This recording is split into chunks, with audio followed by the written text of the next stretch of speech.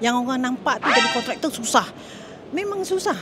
Kerja mana yang tak susah? Okey, sekarang saya berada di Women Way Forward, yang mana hari ini kalau kita lihat anjuran yang dianjurkan oleh WIBM, dan bersama saya hari ini adalah mantan WIBM sendiri, iaitu Profesor Dr. Wan Maimun. Jadi mungkin boleh kongsikan sedikit aktiviti ataupun acara event pada hari ini. WIBM telah menganjurkan this way forward sejulung-julung kalinya. WIBM anjurkan sendiri. Jadi kita amat teruja kerana CIDB telah memberi mandat dan amanat kepada WIBM untuk menganjurkannya. Kalau kita lihat memperkasakan wanita dalam industri pembinaan. Kalau dulu ramainya lelaki, tetapi sekarang kalau kita tengok adanya kontraktor perempuan yang melibatkan perempuan ramai dalam industri pembinaan. Jadi bagaimana doktor melihat perkara ini? Adakah ini satu peluang keemasan kepada wanita-wanita di luar untuk involve dalam industri pembinaan, atau bagaimana doktor melihat perkara ini? Alhamdulillah kita mendapati bahawa lebih ramai lagi penglibatan wanita dalam sebagai kontraktor.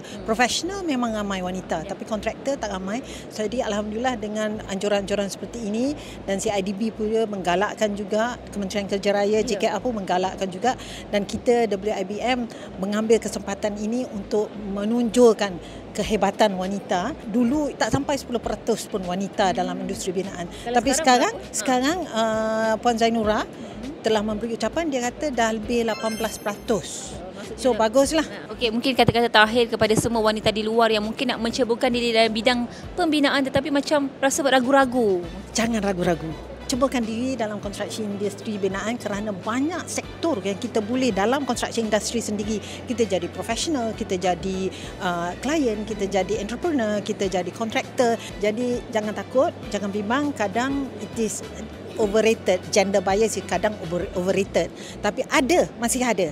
Jadi kita sangat teruja CIDB, KKR memang memberi peluang kepada wanita. Okey, terima kasih doktor. Alright, itu saja.